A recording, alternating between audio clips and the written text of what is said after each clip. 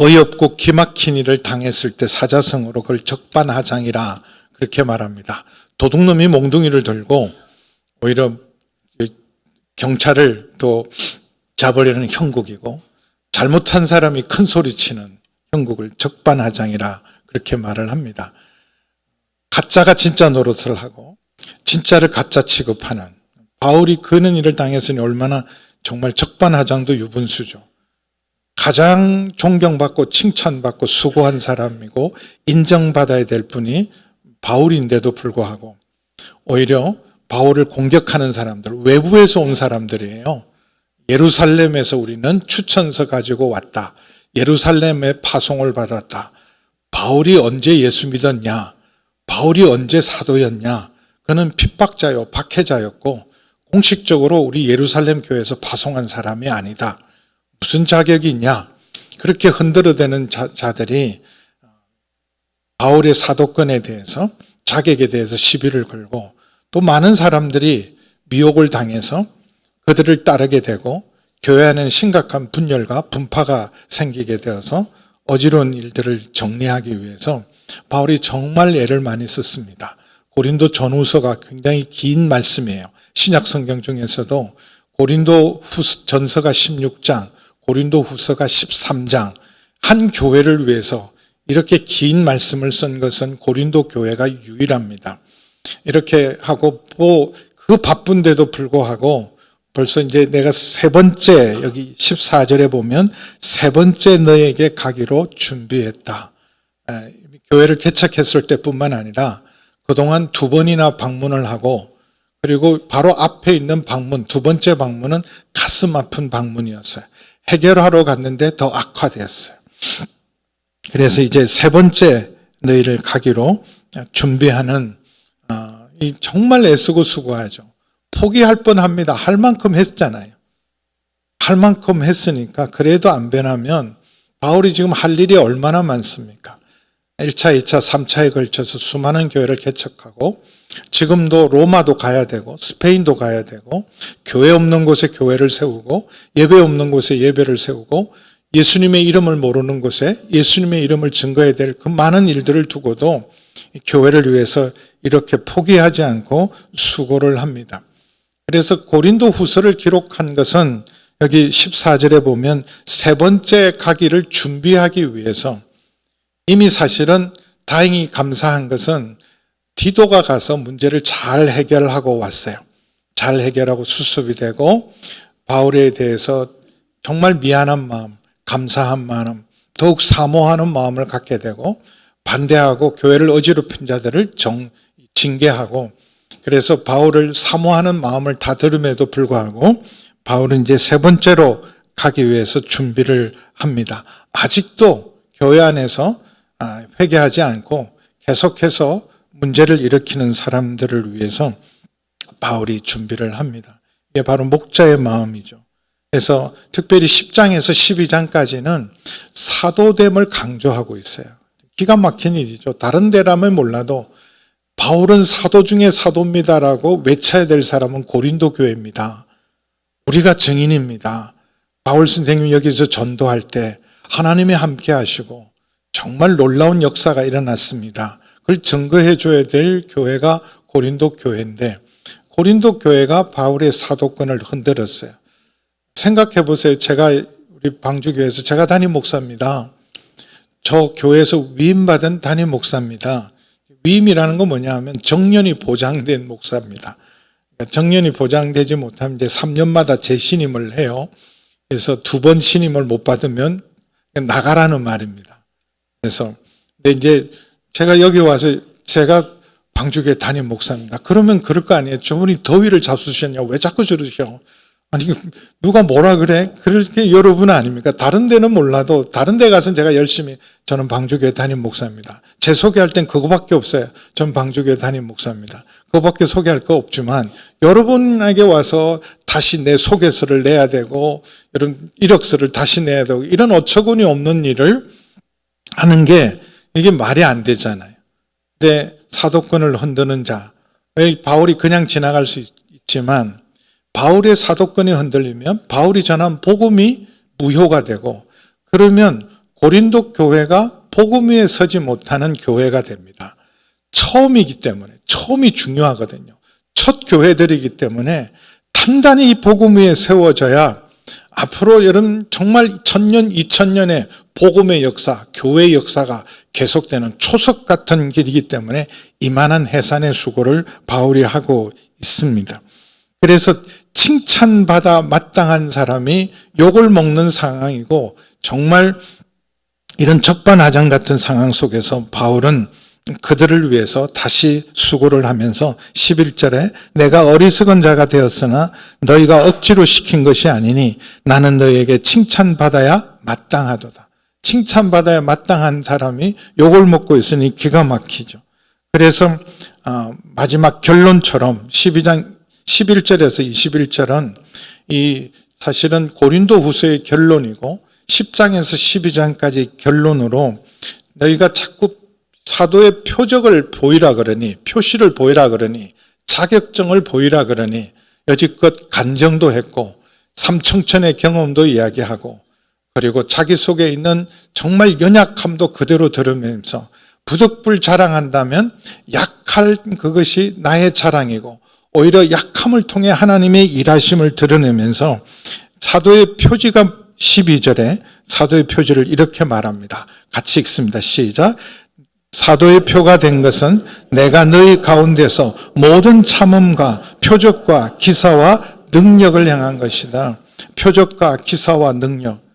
너희에게 복음 전할 때 표적과 기사와 능력이 있지 않았느냐. 사실은 모든 사람들이 고린도에는 전도가 안 되는 곳이다. 고린도 교회는 엄난한 곳이고 가장 세속적인 곳이기 때문에 전도가 안 되는 곳이고 복음이 절대로 통하지 않는 곳이라고 바울도 사실은 두렵고 떨었다 그랬어요. 그런데 실제로 바울이 준비되어서 고린도로 간 게 아닙니다. 어떤 의미로는 피난 가고 도피한 거예요. 워낙 데살로니가 사람들이 극성 맞아서 그래서 베레아도 가도 쫓아와서 아예 멀찍이 아테네도 안전하지 않아서 간 곳이 고린도여서 고린도 도착할 때는 워낙 지쳐있고 그래서 두려워하고 떨며 사실은 여기서 복음 전할 엄두도 내지 못했는데 주님께서 환상 중에 이 성 중에 내 백성이 많다는 말을 듣고 하나님이 준비한 평생의 동력자인 브리스길라와 아굴라 부부를 만나서 텐트 메이커로 시작한 교회가 바로 고린도 교회입니다. 그래서 바울도 기대하지 않았던 곳에 유럽에서 가장 강력한 교회가 세워진 거예요. 기대하지 않았던 교회에 이런 놀라운 교회가 세워진 것은 주님의 표적과 기사와 능력이 함께했기 때문이다. 물론 개인적으로 은사로서 이런 귀신을 쫓고 병을 고치고 능력을 행하는 은사들을 하나님이 주십니다. 고린도전서 12장에 보면 은사 목록이 나와요. 그런데 다양한 은사 목록 중에서 병 고치는 은사, 귀신을 쫓는 은사, 능력을 행하는 은사, 믿음의 은사, 다양한 은사들이 기록되어 있는데 바울이 지금 말하고 있는 표적과 기사와 능력은 자기 개인의 능력을 얘기하는 게 아니에요. 복음 전할 때 하나님이 함께 하시고 저분이 진짜 하나님이 보낸 사람이 맞구나. 바울이 전하는 복음이 진리구나. 그것을 하나님이 보증하기 위해서 주신 표적과 기사와 능력이었어요. 안전병이가 일어나고 죽은 자가 살아나고 귀신이 떠나가고 이런 역사들은 바울의 능력이 아니라 하나님이 함께한 능력이에요. 그래서 고린도 교회 안에 이런 복음이 들어가고 교회가 세워진 것은 표적과 기사와 능력이 따랐기 때문에 그것이 하나님이 나와 함께 하시고 하나님이 보낸 증거 아니냐. 그것이 너희가 바로 보증인들이 아니냐. 그래서 고린도전서 9장 1절에서 3절 보겠습니다. 다른 교회는 몰라도 내가 자유인이 아니냐, 사도가 아니냐, 예수 우리 주를 보지 못하였느냐, 주 안에서 행한 나의 일이 너희가 아니냐. 다른 사람에게는 내가 사도가 아니라 할지라도 너희에게는 사도니 나의 사도됨을 주 안에서 인치고 보증할 자는 바로 너희가 아니냐. 누가 나를 비판하면 너희가 가장 적극적으로 변호할 수 있는 사람이 너희가 아니냐. 표적과 기사와 능력을 행해서 그게 나의 사도된 표는 이미 알고 있지 않느냐. 굳이 또 다른 추천사가 필요하고 또 다른 능력이 필요하냐. 근데 제가 주목한 것은 이 바로 앞에 있는 부분입니다. 모든 참음과 표적과 기사와 능력, 모든 참음. 바울이 우겨싸임을 당하고 답답한 일을 당하고 꼬꾸라트림을 당하고 그리고 수많은 고난의 목록에도 불구하고 여러분 이 수고를 한 것, 만약에 개인적인 일이라면 이런 일을 하겠어요? 도대체 뭘 얻기 위해서 이런 참고 견디면서 이런 일을 하는 것은 주님의 부르심이 아니면 소명이 아니면 주님이 함께하지 않으면 견딜 수 없는 걸 엄청나게 견뎠어요. 저 사람 저걸 어떻게 참아? 저걸 어떻게 견디고 어떻게 저 일을 감당했을까? 모든 참음과 약할 때 강함 대신 주님이 나를 붙드시는 은혜 때문에 일을 감당했습니다. 주의 일을 끝까지 하고 믿음을 끝까지 지키는 데는 능력이 필요한 게 아닙니다. 뭐가 필요하냐면 인내가 중요해요. 그래서 히브리서 12장 1절을 보겠습니다. 히브리서 12장 1절 우리 함께 읽겠습니다. 시작. 이러므로 우리에게 구름같이 둘러싼 허다한 증인들이 있으니 모든 무거운 것과 얽매이기 쉬운 죄를 벗어버리고 인내로서 우리 앞에 당한 능력으로 경주하라 그러지 않아서 뭐로요? 인내함으로. 근데 이 인내는 우리가 가지고 있는 참고 견디는 우리 힘으로 하는 인내가 아니라 성령의 역사로 말미암는 인내입니다. 하나님이 붙드시는 애, 참된 믿음의 표지 중에 하나가 인내하고 견디고 버티는 거예요. 저걸 어떻게 견뎌? 저걸 어떻게 이겨내? 저 사람 감당 못할 것 같은데 근데 그걸 버티고 있어요. 견디고 있어요. 이기고 있어요. 그게 바로 하나님이 함께하는 표지입니다. 하나님 보내신 표지입니다. 자기도 놀라는 거예요. 내 실력으로는 내 힘으로는 견딜 수 없고 이 참을 수 없는데 참고 견디고 그리고 이기게 하시는 힘은 하나님의 붙드시는 은혜입니다. 모든 참음과 여러분도 지나가고 난 여러분의 인생 속에서 모든 사람이 후회하는 것 공통적인 게 있어요. 그때 좀 참았으면 내 가정을 지킬 수도 있었을 거고 그때 좀 참았으면 지금 내가 겪는 이런 어려움들을 겪지 않았을 거고 그때 내가 참고 견뎠으면 근데 참고 견디는 건 절대 쉽지 않습니다. 모세도 폭발해요. 모세도 지면에서 가장 온유한 자라는 모세도 무리바에서 폭발하잖아요. 우리 감정 다루는 거 절대로 쉽지 않습니다. 내 감정인 것 같지만 감정은 괴물이에요. 내가 감당할 수 있는 게 아닙니다. 내 안에 괴물이 살고 있는데 감정이란 괴물이 살고 있어요. 내가 통제가 잘 안 됩니다. 아니 그만한 일에 그렇게 뭐 있어? 나도 웃었고 다른 사람이 봐도 놀라운 일들을 우리가 해요. 왜 그만한 일로 화를 내고 짜증을 내고 그러니나. 살인을 하고 엄청난 일을 한 사람들 저지르는 거 보면 아들을 총으로 쏴 죽이는 아버지가 제정신입니까? 다른 사람, 그 사람은 그때 욱해서 그럴 수밖에 없었다 그랬겠지만 우리가 보기엔 미친 거 아니야, 저거. 귀신의 시에도 저렇게 씌울 수가 없지. 견디는 것이 실력이에요. 인내가 믿음의 능력입니다. 참된 믿음은 우리를 주님 앞에 설 때까지 견디게 하시고 이기게 하십니다. 그래서 모든 참음과 표적과 기사와 능력을 행한 것이라. 저는 개인적으로 고린도후서를 이렇게 설교를 준비하고 설교하면서 개인적으로 제가 은혜를 제일 많이 받아요. 많이 배웠어요. 아, 진짜 하나님의 사람들, 진정한 사역자, 자세가 어떤 자세야 되는지. 그러면서 또 하나 그의 준비를 시키면서 진짜 사도의 표, 하나님의 사람의 표는 바로 이런 태도와 자세였죠. 진정한 목자였어요. 13절에 보면 내 자신이 너희에게 폐를 끼치지 아니한 일 밖에는 다른 교회보다 부족하게 한 것이 무엇이 있느냐. 너희는 나 이 공평하지 못한 것을 용서하라. 폐 끼치지 않은 것. 내가 만약에 욕을 먹을 일이 있다면 폐 끼치지 않은 거다. 아니 폐 끼치지 않은 건 감사해야 되잖아요. 폐 끼치지 않고 19절에 있는 것처럼 모든 것이 너의 덕을 세우기 위해서 한 일이다. 내가 했던 모든 일의 동기 하나님이 아신다. 하나님 앞에서 말하는 그러니까 성경에 기록되어 있는 거예요. 이게 만약에 진심이 아니었다면 그럼 성경에 이게 기록해 놓을 리가 없죠. 그래서 내가 했던 모든 일은 너에게 어떻게 하든지 패키치지 않고 덕을 세우기 위해서 한 일이다. 근데 패키치지 않는 것까지도 사람들이 비난을 하고 욕을 했어요. 하여튼 누가 못마땅하면요, 별게 내 마음에 안 드는 거예요.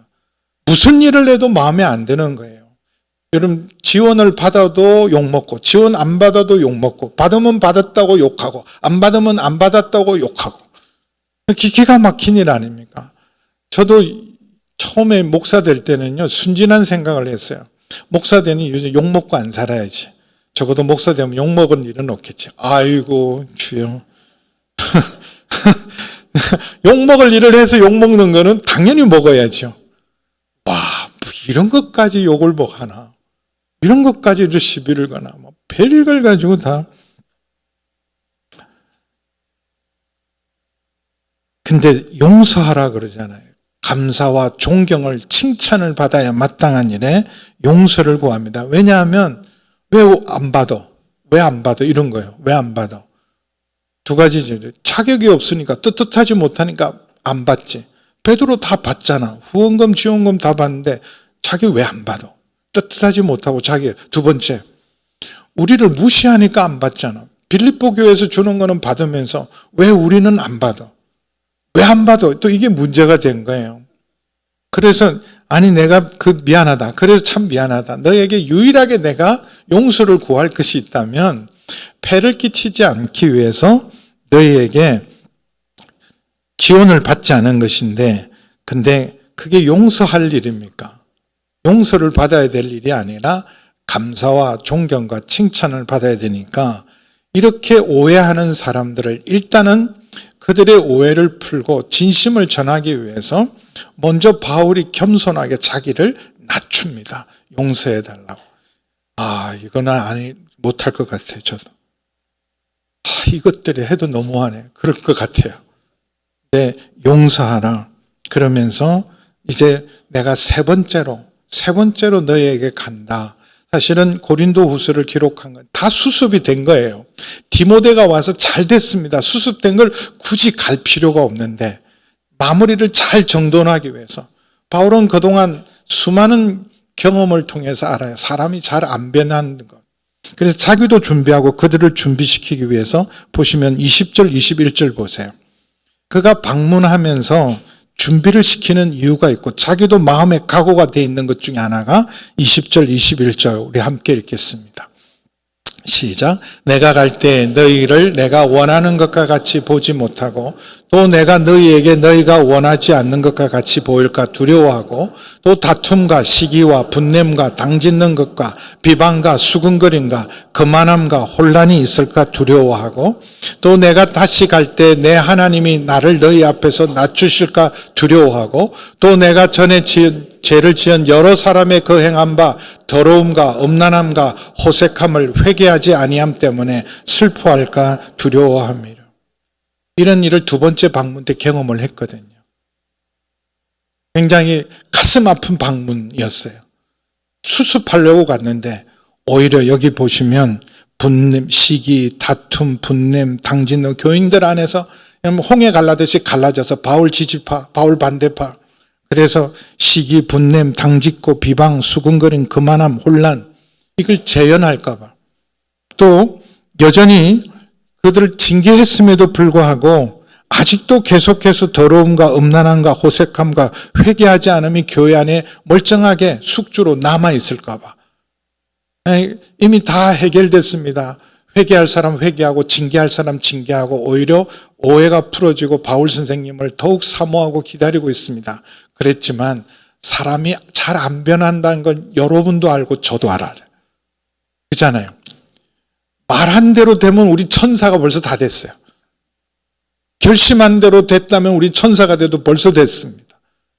근데 분명히 원하는 선은 행치 않고 원치 않는 악을 반복적으로 행하는 안 하겠다 그러고 하고 이제 제발 좀 남 얘기하지 마세요.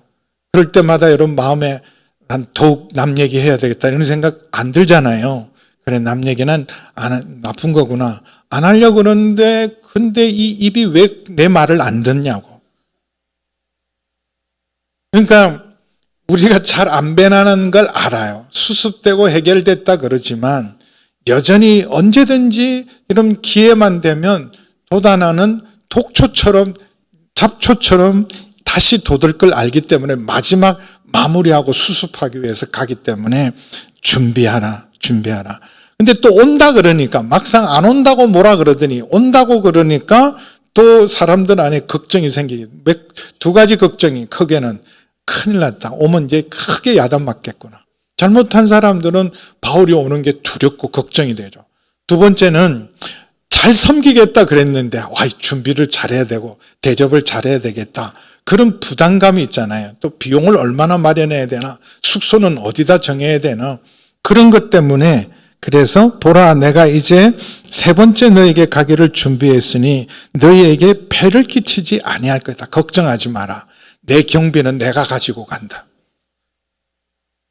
우리식으로 말하면 항공료 우리가 준비한다. 그리고 체류비 내가 다 준비해 간다. 무슨 먹을 거 오히려 내가 너희를 위해 선물을 준비해 가면 가지 너희들에게 폐를 끼치겠냐. 우리가 선교지 갈 때 여러분 선교지에 뭐 하나라도 더 갖다 주기 위해서 가지 선교지에 부담을 주면 되겠어요? 내가 이번에 가니까 숙소 좀 제대로 좀 숙소 정하라고. 지난번 그 숙소 그게 뭐냐고 그게. 숙소 제대로 정하고 내가 뭐 좋아하는지 이미 잘 알고 있으니까 애플 망고는 몇 끼마다 준비를 꼭 해라. 이렇게 하면 이 말이 되겠어요?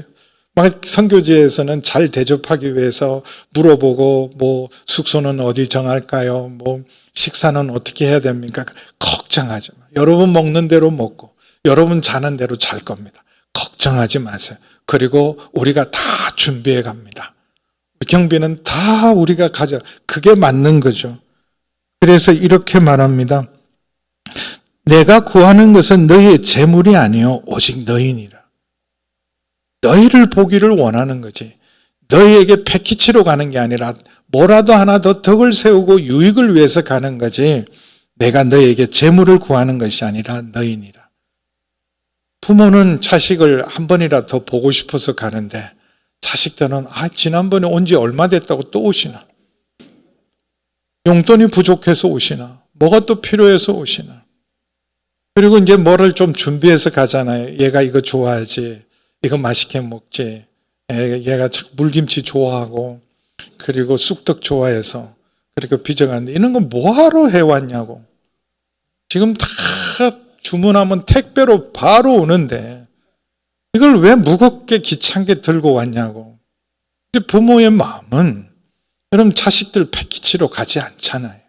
보고 싶어서 가고 그래도 내가 해줄 수 있을 때 뭐라도 해줄 수 있을 때 하나라도 더 해주고 싶어서 가는 거지.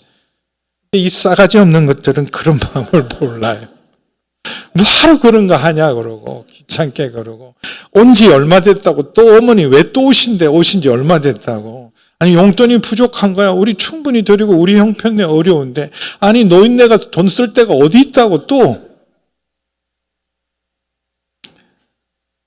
내가 원하는 건 재물이 아니라 오직 너희니라. 하나님의 마음이에요. 하나님이 우리 재물을 원하시겠어요. 어떤 분들은 이렇게 물어요. 11조를 어떻게 해야 됩니까? 300만 원 버는데 300만 원에 30만 원을 해야 됩니까? 아니면 뛰고 나면 235만 원 남는데 23만 5천 원을 해야 됩니까? 그럼 하고 싶은 대로 하세요. 형편껏 주님은 억지로 강제로 하지 않습니다. 다 주님이 주시는데. 아직도 이렇게 헌금에 시험 드시는 분들이 계세요. 믿음이 있습니다. 근데 일평생 제가 목사로서 좀 간증하면 주일 성수하고 11조에서 후회하는 사람 없습니다. 다 주님이 내 건강, 내 직장, 내 일터가 내 능력과 내 지혜와 내 실력으로 지켜내는 거 아닙니다. 하나님이 기회도 주시고 은혜도 주시고 책임도 지십니다. 그리고 미가서 6장 6절에서 8절 보겠습니다. 하나님이 원하시는 게 우리 재물이 아니에요. 내가 무엇을 가지고 여호와 앞에 나아가며 높으신 하나님께 경배할까? 내가 번제물로 1년 된 송아지가 제일 귀한 거예요. 가지고 그 앞에 나갈까? 여호와께서 천천의 수양이나 1000번제나 만만의 강물 같은 기름, 어마어마한 재물을 기뻐하시나 그보다 더 내 허물을 위해서 내 마다들을 하나님께 번제로 드리고 필요하면 내 영혼의 죄로 말미암아 내 몸을 불태워 드리는 걸 기뻐하실까? 근데 하나님이 진짜 기뻐하시는 것 같이 읽습니다. 시작. 사람아, 주께서 선한 것이 무엇이 있으면 내게 보이셨나니 여호와께서 내게 구하시는 것은 오직 정의를 행하며 인자를 사랑하며 겸손하게 내 하나님과 함께하는 것. 하나님이 원하는 건 네가 사람 되는 거다. 사람답게 하나님의 형상으로 사람다운 사람이 되는 건 정의 행하고 그리고 사랑으로 살고 겸손히 하나님과 동행하는 것. 그게 하나님이 원하는 거죠. 시편 50편에도 동일한 말씀이 있어요. 내가 재물을 원하겠냐? 내가 피를 먹겠냐? 기름을 먹겠냐? 그리고 이 세상에 있는 모든 것이 내 것인데 너희에게 재물을 내가 바라겠냐? 시편 50편 7절에서 15절 보겠습니다. 7절 넘어가고요. 8절도 넘어가세요. 9절부터 보면 내가 너의 집에 있는 수소나 네 울이 있는 수염소를 내가 원하겠냐? 왜냐하면 온 세상에 있는 짐승들이 다 내 것이다. 산림의 짐승과 그리고 산의 모든 새와 들의 짐승도 다 내 것이다. 그리고 내가 아무리 배가 고픈들 내가 세계와 거기 충만한 것이 내 것인데 내 배 채우라고 가져오게 하겠냐? 내가 숫소의 고기를 내가 먹겠냐? 염소의 피를 내가 마시냐? 같이 14절 15절 함께 읽습니다. 시작. 감사로 하나님께 제사를 드리며 지존하신 이에게 내 소원을 갚으며 환난 날에 나를 부르라. 내가 너를 건지리니 네가 나를 영화롭게 오히려 내가 너를 건지고 도우는 자다. 하나님의 마음은 우리 재물이 아니라 오직 너희니라. 부모가 어린아이가 부모를 위하여 재물을 저축하는 것이 아니라 부모가 어린아이를 위하여 하는 것이라. 부모의 마음, 아비의 마음. 고린도전서 4장 14절 15절에도 이미 이 1만 스승이 많지만 그러나 그리스도 안에서 참 아비는 나밖에 없다. 자, 우리 14절 15절 함께 읽습니다. 내가 너희를 부끄럽게 하려고 이것을 쓰는 것이 아니라 오직 너희를 내 사랑하는 자녀같이 권하려 하는 것이라. 그리스도 안에서 1만 스승이 있으되 아버지는 많지 아니하니 그리스도 예수 안에서 내가 복음으로 너희를 낳은 아비의 마음이죠. 자식이 부모를 위해서 무슨 돈을 준비하겠냐? 부모가 자녀를 위해서 준비한다. 그래서 진짜 참된 부모의 마음 하나, 내가 너의 영혼을 위해 크게 기뻐함으로 재물을 사용하고 오히려 내가 돈을 쓰면 더 썼지. 선교지 가면 주머니 다 털고 오셔야 돼요. 떠날 때는 주머니 탈탈 털어주고 오시는 거예요. 어려운 교회 갔을 때는요, 있는 주머니 거 다 털어주고 오세요. 그 재물을 주고 오는 거예요. 그럼 뭘 얻고 오겠어요? 또 내 자신까지도 내어주리니. 내 자신까지도 내어주리니. 하나님은 우리를 위해 내어줄 수 있는 거 다 주셨어요. 온 세상을 창조하셔서 마음껏 쓰도록 주셨습니다. 언제 하나님께 물값 드린 적 있으세요? 공기값 드린 적 있으세요? 태양빛값 드린 적이 있으십니까? 다 하나님이 그냥 우리에게 풍성하게 주시잖아요. 모든 걸 주시면서 자신까지도 내어주셨어요. 나 같은 죄인을 위하여. 의인도 아니고 선인도 아닌데 우리가 죄인 되었을 때 하나님께서는 우리에 대한 자기의 사랑을 그리스도의 십자가로 확정하셨는데 독생자를 내어놓으셨어요. 하나님은 독생자도 나 같은 죄인을 위해서 아끼지 않고 내어놓으셨습니다. 그래서 진짜 목자는 하나님의 사람은 그 주님의 마음을 가지고 재물을 사용하고 또 내 자신까지도 내어주리니 너희를 더욱 사랑할수록 나는 사랑을 덜 받겠느냐. 근데 사랑하면 각오해야 될 일이 있어요.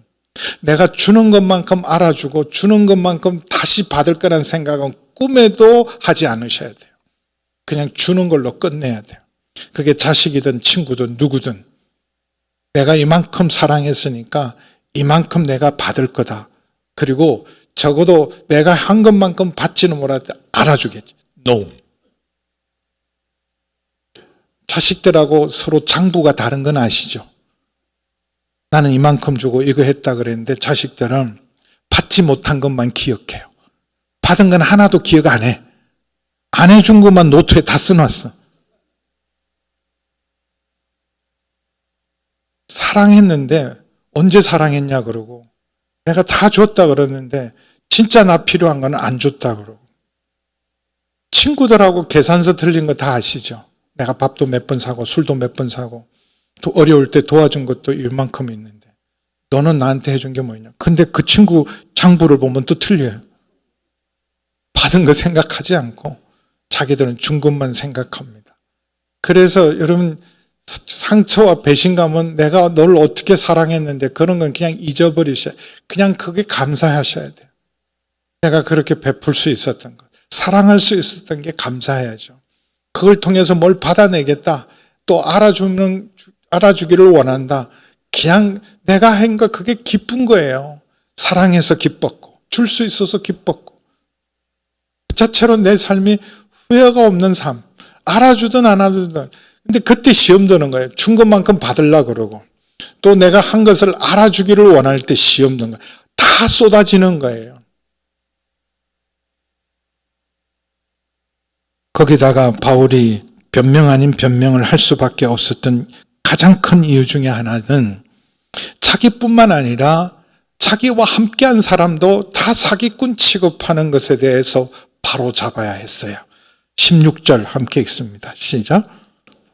하여간 어떤 이의 말이 내가 너에게 짐을 지우지는 아니하시올지라도 교활한 자가 되어 너희를 속임수로 취하였다. 교활하게 안 받는다 그러지만 실상으로는 앞으로는 안 받지만 뒤로는 다 챙기는 사람이다. 안 받는다 그러지만 크게 한다. 봐라, 모금하라 그러지 않냐? 구제헌금 준비하라 그러지 않냐? 우리 교회만 그런 게 아니라 곳곳에 다니면서 지금 모금 활동하고 있다. 그거 보면 저 속셈을 다 알고 있지 않느냐. 그렇게 공급을 해서 실제로는 자기 손으로는 안 받지만 사람들을 보내서 결국은 그 사람 통해서 뒷돈 챙기는 사람이다. 그러니 자기뿐만 아니라 신실한 디도나 동력자들까지도 욕먹는 상황입니다. 교활한 자가 되어서 너희를 속임수로 취하였다. 하여튼 누구를 향해서 여러분 색안경을 한번 쓰기 시작하면 뭘 해도 미운 거예요. 뭘 해도 싫은 거예요. 뭘 해도 다 오해합니다. 그러니까 오해받지 않고 나는 떳떳하게 살고 욕먹지 않게 살고 아직도 접어버리세요. 그냥 그런 사람은 그냥 내버려 두세요. 하나님이 다 나중에 드러내세요. 상대를 하다 보면 나도 똑같아야 돼요. 나도 물드니까 네가 한 것만큼 갚아주고 다 따져보고, 따져서 될 일이 아니에요. 따진다고 밝혀줘도요 또 뒤집고 또 딴 말하고 또 그걸 가지고 또 말 만들고, 그런데 에너지 쓸 필요 없어요. 그냥 내가 가는 길을 하나님 앞에 부끄러움 없이 가면 돼요.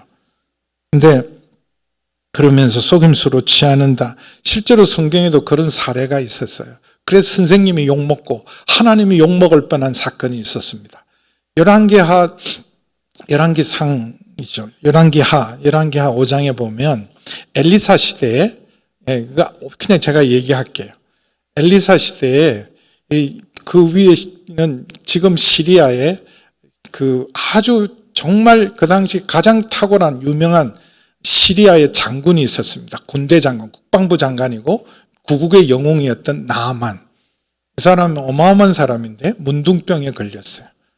그래서 이 문둥병에 걸려서 방법이 없이 속절이 없는데 이 이스라엘에서 잡혀온 여종 하나가 이렇게 얘기해요. 우리나라에 가면 선지자 한 분이 계시는데 그분한테 가면 당신 치료받을 수 있는데, 그 말을 듣고 왕한테 보고하고, 왕은 시리아 왕은 북이스라엘 왕에게 아주 그냥 명령을 합니다. 그 당시는 거의 속국 상태였어요. 북이스라엘이.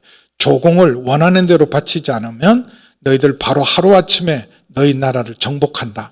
그래서 조공을 바치기 때문에 시리아 왕의 말을 무시할 수가 없고, 북이스라엘 왕도 놀랬어요. 이거 전쟁하려고 명분을 쌓으려고 그런다. 그래서 급히 엘리사에게 갖다 줍니다. 보내라고 나한테. 보냈으면 나와서 영접이라도, 아니 왕도 발벗고 나와서 그렇게 영접한 사람인데 영접도 하고 안수기도도 하고 그럴 줄 아는데 문도 열어보지도 않고 얼굴도 안 비춥니다. 그리고 기도는커녕 오히려 이렇게 말해요. 요단강물에 가서 7번 목욕이나 해라. 나만이 제일 싫은 건요, 옷 벗는 일이에요. 사람 앞에서. 자기 그 영광과 모든 사람의 존경을 옷을 벗어버리고 드러난 살이 썩어가는 문둥병을 보여주는 건 죽기보다 싫은 거예요. 근데 요단강에서 그거 하라 그러니까 열받았어요. 나와보지도 않고 기도도 한마디 안 하고 무슨 요단강이 우리나라에 있는 강보다 크기는 하냐 맑기는 하냐, 크지도 깨끗하지도 않은 저 시궁창 같은 냇가에 가서 씻으라고 열받아서 내가 가서 한번 손본다 그랬을 때 그중에 지혜로운 부하가 아니 그보다 더 큰 요구를 해도 해야 되지 않습니까? 해보고 손봐도 됩니다. 그래서 그 말을 듣고 목욕을 하고 깨끗이 씻음을 받으니까 얼마나 감사해. 살해하려고 그럴 때는 엘리사가 깨끗이 거절합니다. 똑같다. 저 사람들도 결국은 그거 기도해주고 돈 받는 사람들이다. 하나님이 뵐 수 있냐? 하나님의 영광을 가릴까 봐 엘리사가 1원도 안 받아요. 그냥 돌려보내요. 내가 한 일 아니고 우리 하나님이 하신 일이다. 그리고 돌려보냈는데 게하시가 있다가 보니까 한심하거든. 선생님이 지금 신학교 운영도 못하고 있는데 여러 선지학교를 운영하고 있었어요. 지금 우리도 재정이 부족한데 저 기회인데 후원받을 기회인데 그냥 돌려보내니까 쫓아갑니다. 쫓아가서 우리 어려운 신학생 2사람이 있는데 우리 선생님 그 사람들을 도와주라 그럽니다. 얼마면 되는데 한 달란트씩 옷 한 벌씩 달라고 그럽니다. 그랬더니 아유 무슨 한 달란트냐 2달란트씩 주고, 달란트는 어마어마한 겁니다. 6,000데나리온이기 때문에 엄청난 거예요. 그걸 받아서 숨겨놓고 선생님 하면 큰일 나니까. 근데 엘리사가 그걸 훤히 보고 있었어요. 결국은 그게 하나님의 영광을 가리는 일이다. 그래서 나만에게 있던 문둥병이 게하시에게 옮겨가는 사건이 있었어요. 속임수로 취하려고 하는. 근데 엘리사는 훤히 꿰뚫어 봐서 알지만 오늘도 이런 일이 우리 안에 없다고 말할 수 없어요. 결국은 안 받는 척하지만 챙길 것 다 챙긴다. 안 챙기는 것 같지만 다 챙긴다. 그래서 내가 너희에게 보낸 자 중에 누구로 너희에게 이득을 취하게 하느냐? 내가 디도도 권하고 함께한 형제를 보냈는데 몽땅 사기꾼으로 모는 거예요. 그런데 그들이 너희에게 이득을 취하더냐? 우리와 동일한 성령으로 행하고 동일한 보조로 깨끗하게 패기치지 않고 자기 비용 자기가 가지고 열심히 섬기고 오지 않았느냐? 그래서 우리가 간 것은 폐를 끼치고 간 것이 아니라 그리고 너에게 덕을 세우고 이 모든 것은 사랑으로 한 일이다. 그래서 19절 마지막 결론이에요. 같이 읽습니다. 시작. 너희는 이때까지 우리가 자기 변명을 하는 줄로 생각하는구나. 우리는 그리스도 안에서 하나님 앞에 말하노나 사랑하는 자들아 이 모든 것이 너희에게 덕을 세우기 위한, 폐를 끼치는 게 아니라 사랑으로 덕을 세우기 위해서 한 거야. 너희의 유익을 위해서 한 것이다. 근데 실제로 사람들은요 11장 20절에 보면 여러분 그들이 권세를 가지고 정말 지극히 큰 사도라 주장하고 예루살렘 교회 파송을 주장하고 능력을 주장하면서 챙길 것 다 챙기고 누릴 것 다 누리고 온갖 혜택을 누리는 20절 누가 너희를 종으로 삼거나 잡아먹거나 빼앗거나 스스로 높이거나 뺨을 칠지라도 용납하면서, 이게 사람이 어리석어지면 이러는 거예요. 가짜를 진짜처럼 쫓고 자기를 위하는 사람은 오히려 거절하고 진짜를 여러분 알아보지 못하는 이 일 때문에 바울이 변명 아닌 변명을 쓰고 그리고 이렇게 다시 가서 모든 걸 바로잡기 위해서 합니다. 너희를 사랑으로, 모든 동기가 사랑이요 모든 것이 너희의 덕을 세우기 위함이라. 이게 복음입니다. 하나님 사랑이십니다. 징계를 하셔도 사랑으로, 하나님이 하신 모든 일은 사랑이시고, 우리를 여러분 주님께서 우리에게 무슨 부담과 폐를 끼치겠어요? 뭐 교회 다니려면 돈 없으면 못 다닌다. 다 교회를 해방하는 소리들입니다. 주님께서 수고하고 무거운 짐진들이나 다 내게로 오라. 주님은 베푸시고 주시는 분이십니다. 또 우리 자신도 여러분 언제나 패 끼치는 사람이 되지 않고 덕을 세우는 사람이 되기를 주의 이름으로 축원합니다. 나보다 형편이 나은 사람도 있을 거고 또 저 사람은 줄 게 많은 사람이 있을지라도 꿈에도 생각하지 마세요. 저 사람하고 친해서 내가 덕 보려고 생각하지 마세요. 내가 베풀려고 어떻게 하면 내가 만나는 사람에게 덕을 세우고 유익을 끼칠까. 가난하더라도요, 하나님 사람답게 당당하게 사세요. 작은 세상 것 때문에 비굴해지지 말고 누구를 만나면 내가 뭘 얻어낼까가 아니라 무슨 덕을 볼까가 아니라 내가 저 사람을 위해서 기도라도 먼저 한마디 더 하고 그에게 덕을 세우는 사람이 되고, 그래서 저도 부족하지만 기도할 때마다 빠지지 않고 하는 기도가 있어요. 오늘 스케줄을 보고 오늘 만날 모든 사람을 위해서 기도하면서 어떻게 내가 축복의 통로가 될까? 어떻게 덕을 끼칠까? 그분한테 내가 뭘 얻어낼까? 물론 그런 생각할 때도 있어요. 얻어낼까? 얻어내야 될 때가 있어요. 이번 영성센터를 짓는데 이분은 벽돌 공장을 하고 있으니까 벽돌을 얻어내야 되겠다. 그렇게 기도하고 부탁도 해요. 이번에 이건 아주 의미 있는 일이니까 벽돌 공장 하지 않습니까? 그래서 벽돌 좀 내놓으세요. 근데 그것도 그분의 덕을 위해서 귀한 일이니까 그분의 회사의 벽돌이 한국교회 영성센터를 위해서 쓰임받았다고 복 있는 일이잖아요. 그래서 그런 기도는 가끔 합니다. 저분이 저렇게 헌신해 주시면 좋겠다. 근데 제가 벽돌 한 장인들 제가 가지겠어요. 사람을 만날 때, 여러분 누구를 만날 때마다 그 사람에게 짐이 되고 폐를 끼치는 사람이 아니라 여러분이 보는 걸 사람들이 기뻐해야 돼. 아, 저 사람이 왔다. 저 사람은 정말 좋은 소식을 갖고 오는 좋은 사람이다. 언제나 저 사람 만나면 기쁩니다. 다윗이 제일 사랑했던 사람이 있습니다. 바로 제사장 사독의 아들 아히마스를 정말 사랑했어요. 왜냐하면 아히마스는요, 정말 목마를 때 시원한 냇물 같은 사람이었어요. 만나면 정말 좋은 소식을 갖는 정말 좋은 사람이었어요. 기분 나쁜 일도 아히마스는요, 기분 나쁘지 않게 전했어요. 압살롬이 죽었던 그 비극적인 일들도 다윗에게 여러분 위로로 전했던 사람이 아히마스입니다. 아히마스만 보면 자기 아히마스는 좋은 사람이다. 좋은 소식을 갖고 오는 사람이다. 그래서 보기만 해도 좋은 사람. 여러분을 만날 때마다 여러분 폐를 끼치는 사람이 아니라 저 사람은 언제나 만나면 좋은 소식, 좋은 것을 주는 사람이라 폐를 끼치지 않고 덕을 세우는 하나님의 사람 되기를 주의 이름으로 축원합니다. 기도하시겠습니다. 아버지 하나님, 주님의 마음, 주님의 사랑을 압니다.